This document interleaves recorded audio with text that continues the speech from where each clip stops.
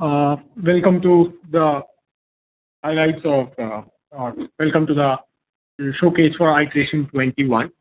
Let me first go to the highlights of whatever we have achieved in this iteration. Relatively, the points that we have scored in this iteration have been low, which is around 12, but there is good reason for that. Couple of things that we did during this iteration was we did a lot of refactoring and fine-tuning and optimization of the code base. Balwinder will talk to us about that in a while.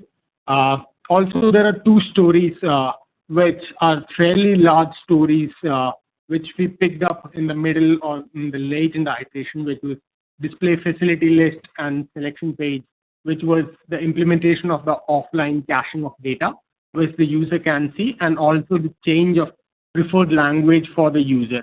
So these are two stories we picked up fairly late in the iteration, and they are at the cusp of completion, and we'll only be claiming these extra 8 points in this iteration. So that is one of those reasons why we had a little less number of points that we had scored. Other highlights from these iterations that we did were we had detailed discussions with the Dimagi folks and also amongst the BAs, the devs and Ron here to understand CommTrack integration much better. And we have raised a lot of questions and we have been brainstorming, getting some answers. Some of these parts are still a little hazy because we are not getting, the right answers from the end users on how they would be using this integration and how they would be sending data to us. So there are little gray areas there, but we are trying to resolve them. So detailed discussions have been happening on the CommTrack integration. We also completed behavior-driven testing for smoke test. Manjot will be explaining us towards the end of the showcase on what behavior-driven testing is and how show us a couple of examples on how that has been implemented in the code base. Refactoring, as I said a little earlier, has been done, and that was a conscious effort done by one particular pair throughout these iterations, and Balwinder will be explaining to us about the refactoring and the details about that. We also completed the regimen feature. So the last story of the regimen feature was also completed during this iteration, so we will be showcasing that. Discussions on other threads were started, particularly on emergency requisitions. We have been also asking questions basically to the TZM folks on how they do the emergency requisitions. We've got some data from them. We have been analyzing the data we've got, asking questions. We also had detailed discussions on order file routing and the consistency checker that we want to build onto the system. So discussions have been happening on these varied fronts. And another interesting news that is is that we're going to add a new development pair starting to join the team from the next iteration, which is iteration 22. So we will be a 4 development pair team coming next iteration. At this point, I'll let Manjot take over and run us through the list of stories that we have for showcase here, and then we'll get on to the refactoring that we did and also the behavior driven development. Well, thank you, Vijesh. Hello everybody, and I'll be taking care of all the functional stories that we have done for the iteration 21. So to start off with is basically the story about which Vijesh has just given the synopsis. So the story is about displaying regimen data on print format of RNR form. So for that, basically, what admin needs to do is, first of all, let me just log into admin user, which has the right to configure the RNR template. So let me just navigate to that particular screen of regimen template out there. We already have configured the regimen template for essential medicines. As you guys can see, it's already configured, and for malaria and TB and HIV vaccines, we haven't configured the regimen template.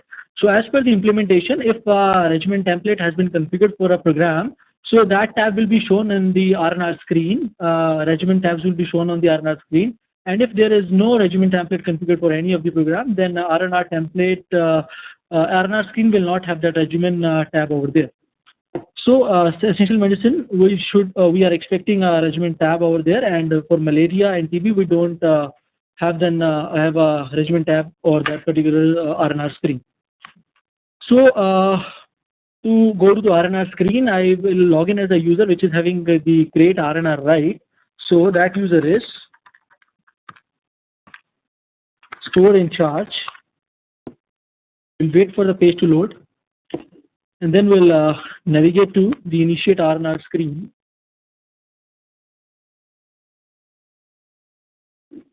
And then by default, my facility type is selected, and the facility name is already there. So we have to select the program. So I've already told that for essential medicines, we have the regimen template configured, and for malaria and TB, we don't have the regimen templates configured. So let me just talk about first thing, that is essential medicines. Let me just proceed with the initiate RNR screen. So as expected, we can see a regimen tabs over here on the RNR screen for essential medicines. So the description of this particular story is basically, as a user, I just want to print the regimen data along with the requisition data. So basically, these are the full supply, non-full supply tabs. So for printing this data particularly, let me just fill the mandatory fields. Just for the showcase, I'm just filling in the dummy data for saving it and getting to see what all has been printed in the print thing. So at the top right corner, there is a print button over there, and as soon as user clicks on print button, so you should be able to see, let me wait for the page to load. Now it's okay. So user should be able to see full supply products and the regimen things that we have just saved. So so the story context is basically is to save and print the basically regimen data with the requisition and all. So I'm able to see this regimen data over here. So this was for the essential medicines. So let me just go with another program, which is, for example, TB. Okay, and we'll click proceed. Let me just give you the heads up. Basically, I've already covered that for TB, the regimen template is not configured. So let me just click now proceed button over here. It's a huge data, so it's taking a little bit of time. I'm waiting for a page to load. Now it's loaded, and I can see there is no regimen tab over here. And I'll showcase this using the print thing as well. So let me just click this print button, and it should not have that regimen data in any form. So these are all the full supply line items. So at the end of this of these pages, so we should not be able to see regimen data. So as expected, there is only a summary section, and there is no regimen data that is there on the print form. So this was related to the display regimen data on print format of RNR form. So now I'll talk about another story, which is archive of successfully processed shipment file. So for that, we already have a requisition which we need to just convert into order, and then we'll see how the files are successfully processed and how the files are getting moved to some folder. So just to give you a description, as a user, I just want to retain successfully processed shipment files in specific folder, which is the archive folder which we are using in our database, so that I have them available for future references as well. So for that, performing that action, I just need to log out and log in as a user, which has the right to convert to order, because we already have that requisition lined up there. Just to add to what Manjot is saying, that what we currently used to do is that we would delete the shipment files once we had successfully processed them. That was the current behavior.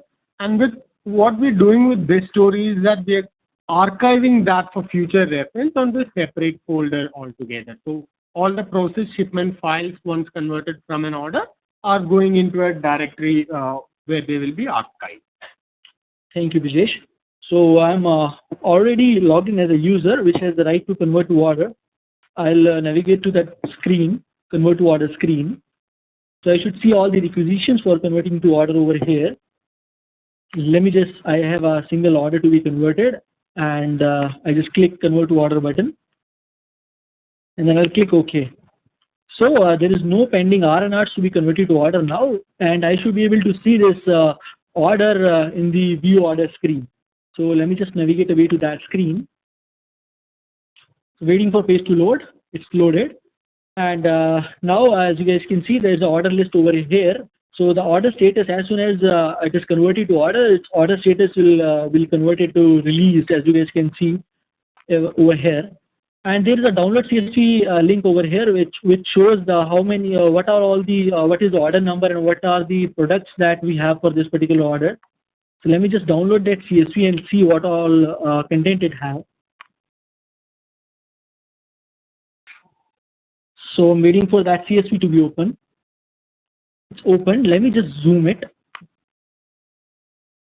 Okay, so it's mentioned over here. The order number is 1. It's for facility code F10, and basically the product code is P151. Quantity ordered is 3, and pack size is 10. So we'll have to basically process the shipment file. For that, we have to log in to the UAT environment over here, and as you guys can see, we have a directory with the name as the home BFTP. Inside that, we have OpenLMIS directory. So in order to process any file, our job will pick each and every file after a specific duration from this location. So let me just see what all this particular folder contains. It has error folder over here. It has the temp folder. So temp is basically nothing. It's just a folder created to store those files, because if those files are there in the OpenLMIS folder, it would have been picked by the job of ours. So let me just go to the temp folder to see what all files I have in there. And let me just show you the content of the CSV file, for example. So it's already there. As I've already shown you guys that what is the context of that downloaded CSV. It was depicting the order number as 1 and the product code as the P151. So over here we are just entering the quantity shipped, and we'll be processing this file now. Let me just save it and exit. I'll move to the OpenLMIS folder now. And now I'll try, as I already shown, that there is no file present in this particular folder. I'll now copy that file which I've already shown you, correct.csv, to this particular folder. Now let me just LSU. And now you guys can see the correct.csv is there in OpenLMIS folder. I'll see after some time that if that file has been picked or not. No, it's still there. We'll wait for some time for a polling job to poll this particular file and process it successfully. It's there. We'll just wait for a minute. It's there.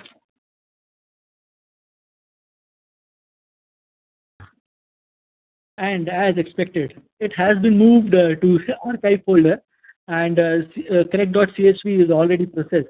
So previously archive folder was not there in this particular OpenLMIS folder. So let me just go to this archive folder and we'll show you what all it has. So it has the correct.csv file in here. So we have successfully processed this particular file, and we have archived this particular file for the future reference of ours. So this was about that story, and now we'll move to the CommTrack stories, which is basically sending up of the JSONs and creating those particular facilities in OpenLMIS directory or something like that. And the description for those particular stories are basically, first of all, let me just talk about create the virtual facility API. So as a CommTrack admin, I want to notify OpenLMIS every time a new virtual facility or a CSW is created, so that OpenLMIS can use it to match up to successive reports coming for the virtual facility. Yeah, just to give the brief introduction, what we are doing with the CommTrack integration. So we are modeling each community health worker as virtual facilities in OpenLMIS. So basically, CommTrack will register a CHW in OpenLMIS using our create virtual facility API. And as soon as OpenLMIS receive a request to register a CHW, we'll create a virtual facility in our system using the details that has been sent as part of this API. So basically, this is the first story for CommTrack integration, and this deals with registering a virtual facility or a CHW in OpenLMIS. So thank you, Swapnil, for the fruitful insight into the story. So, what is the content of the JSON that we want to send across? Basically, there are 4 mandatory fields and 1 non-mandatory field. The mandatory fields are agent code, which is basically the facility code, and agent name, as you guys can see in this particular section. So we are to just give you a highlight, we are using Postman tool for sending those requests and getting the responses out of it. So basically, this is create a request. So we are using a post type for that. So the agent name is basically the facility name. Parent facility code over here is basically the facility which is already present in the OpenLMIS database. Phone number, which is the non-mandatory field, and active, false, or true. Basically, it relates to the whether we want to make a facility, we want to create a facility as an active facility or a non-active facility. So what I'll do is I'll just try to send this request. Okay, so I need the auth token for this CommTrack user, because the authentication is not passing. Now let me just try to send it again.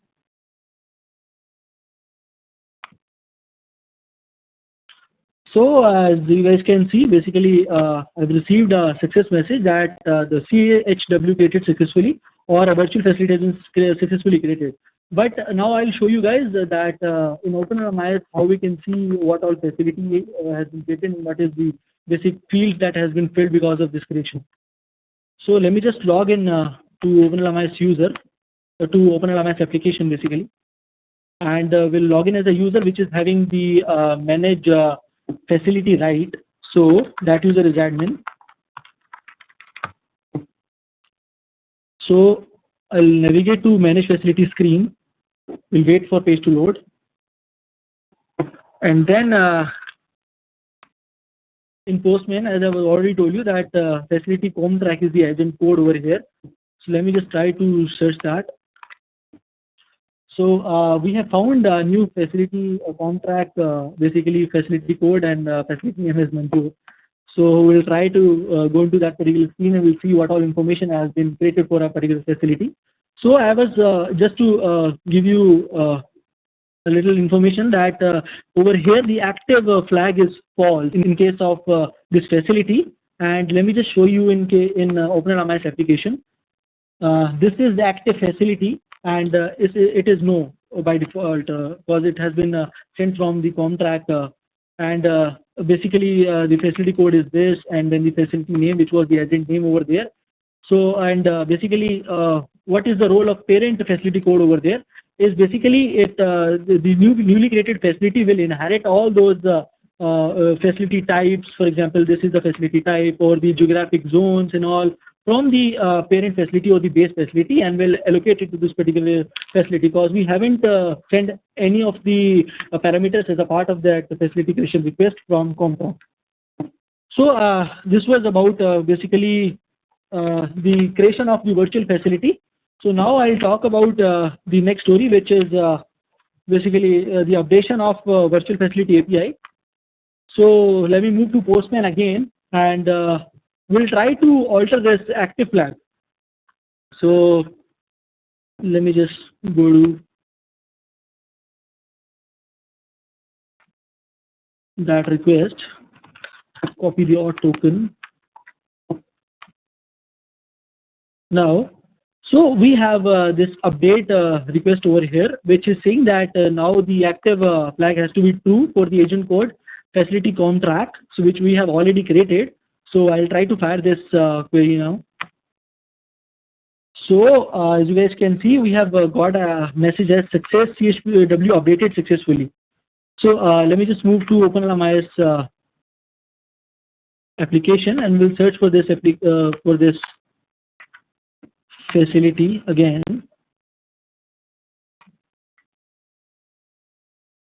Let me just wait for the page to load. So as the facility has been created to from the contract, so we may have to log out and then log in to see. Okay, so there may be some problem with the name. So let me just enter the name again, which is basically facility CommTrack. So the facility is there. So as a part of the update request that we have sent, basically we have set the active flag to true.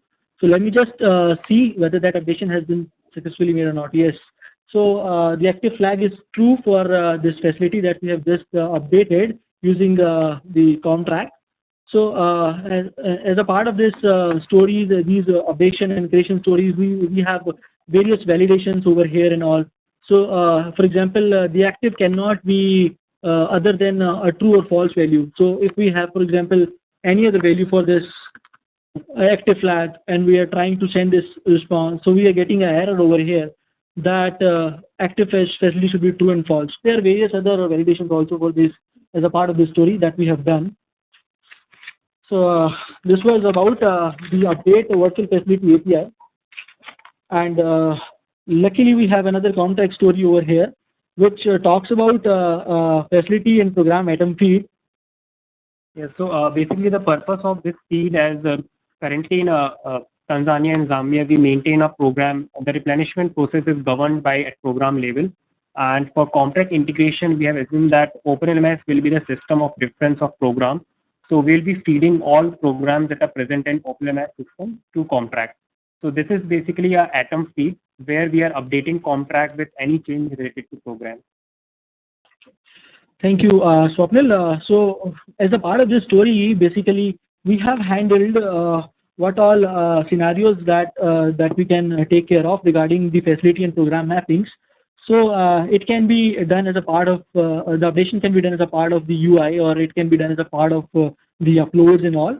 So I'll just showcase you that how that facility feed is published and how we are doing it using UI, and the upload part is same as the UI part. So for example, this is the facility feed, which we let me just refresh it, and we'll see there is nothing that is basically there as a part of the facility code or anything basically. So facility to program mapping we are talking about. So if there is some change in the programs for a program supported for a facility, or there is some programs that we are adding to a particular facility, so this feed will be populated with that particular data. So let me just go to any facility. We'll for example pick up facility which is already there.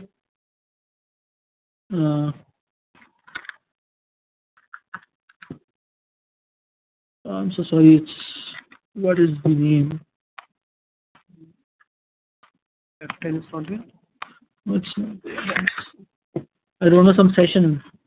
So let me just see, some session has been expired. So yes, so let me just log in again and we'll see facility code. We'll search for any facility. We'll try to update or add any programs associated to it. For example, yeah, it was the session expired thing. So let me just talk about this facility. The facility code is F10, and there are certain programs supported which are already associated with this facility. So let me just try and remove any of the programs supported. For example, I'm removing vaccines from here. We'll remove it. We'll say OK, and then we'll save this.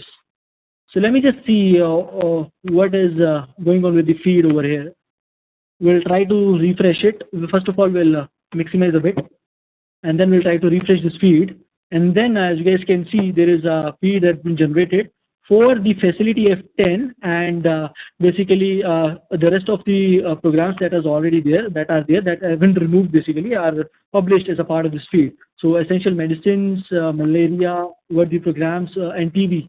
These are the programs which are left with that particular facility. So there is association with the programs of these three with the facility code F10. So the feed is publishing with all that data.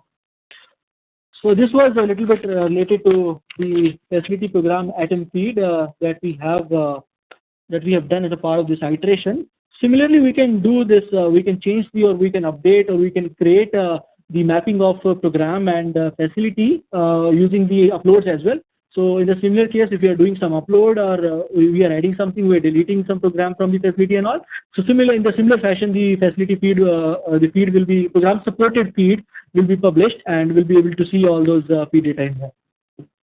So this was the functional stories that we have covered as a part of iteration 21.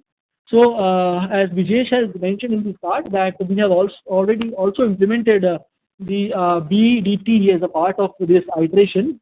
So basically that is ongoing exercise that the QAs are doing as a part of the creation of test cases, functional test cases that we have. So basically, previously what we were doing is we were writing Selenium WebDriver test cases using Java, and basically we were generating some reports using TestNG and all, which were all technical. That was giving us details related to what all classes, what all methods are there and all. And it is not easy for a business user. It is not for easy for the BAs or any other person who is using this system to understand those reports and all. So basically now we have shifted our focus from thinking in the testing perspective to thinking in the behavior perspective basically. So as far as behavior thing is concerned, it is a plain basic behavior language that we have to write as the first layer, and then behind the scenes there are the WebDriver functions which are written in Java, and everything is the same. It's just like we are writing another layer of behavior in front of those functions, so that the users can easily grasp what all we want to do, what is the functionality, what is the behavior that I want to achieve out of this particular functionality. So let me just show you, for example, this is the code that we do basically. So previously, let me just show you what sort of code was there previously. So this is the code that we used to write previously, and this is not easy for a business user to understand what sort of classes and functions that we have used and what sort of parameterization we are doing. But if a user is reading this behavior-driven language over here, so a user will be able to understand easily what all things that I want to achieve out of this functionality. For example, this is a plain behavior language. I am just verifying forward password functionality. So given I am on a forward password screen, and when I type email as johndoe@openlmis.com, and I type username as admin123, and I click submit button, then I should see email sent successfully, and then I'll log in as admin, and we'll see whether that password has been set and awesome. So it's very easy for a business user to understand. Similarly, it's for verifying new regimen created and all. So everything is very easy for a user to understand. So there are two different concepts. One is BDD and one is BDT. So one is behavior-driven development, and second one is behavior-driven testing. So at the first place, basically, we are writing all those behavior things, and we are getting it verified from the BAs over here to see what if we have covered the smoke, or we have covered the happy path of the acceptance criteria that they have mentioned in the stories. And when they say, oh yes, we have covered this particular thing, then we used to write all the test cases behind the scenes that I was talking about, and it generates a very good report, very good HTML PT reports that a business user can easily understand. So let me just show you after execution what all reports it generates. So it's very easy for everybody to understand, in fact. So this especially helps us because we're building an open source software that, later on down the line there will be contributors who will be contributing to the project, and it would be easier for somebody who's contributing more modules or code onto the project itself, that they can use this behavior development driven testing code to basically run the smoke test after they've added their own code. Thank you, Vijesh. So as you guys can see, these are the beautiful HTML reports which are Flash generated reports, and a business user or anybody in the team, even if he's a technical guy, for example, the developers, everybody, QAs, VAs, and everybody should be on the same page. So it is a ubiquitous language using which we write the behavior things, and so that each and every person that is there on the team should be on the same page. So, for example, I was talking about some of these scenarios that I've shown you. That was the part of the smoke test. So let me just click this thing, and I'm ready to see the reports, the astonishing reports that this Cucumber APIs is generating. So let me just zoom it a bit.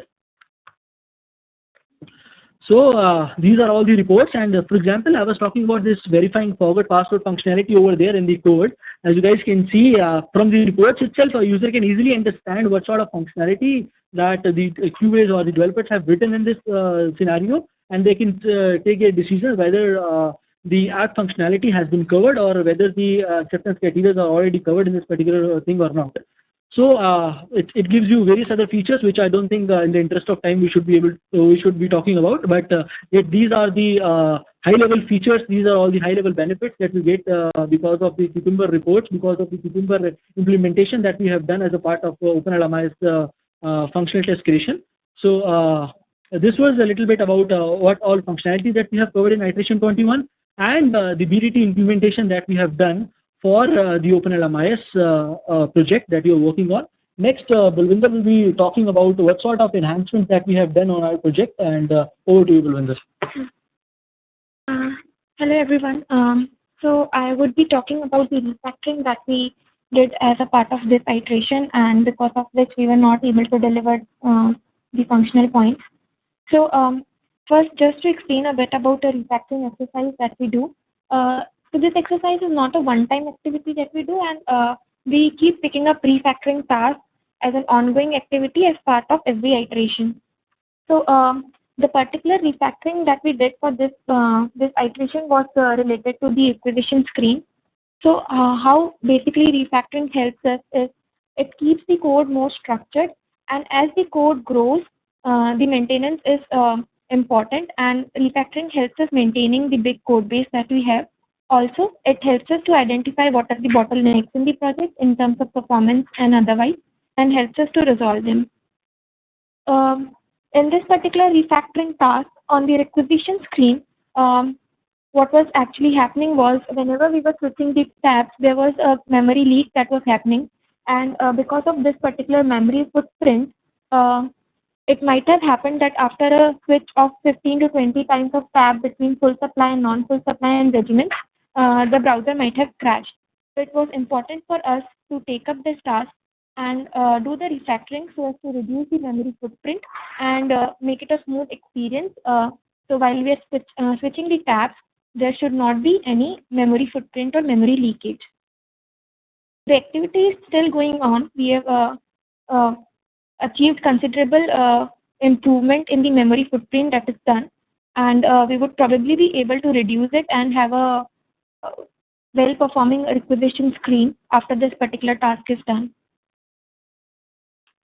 Anybody has any questions?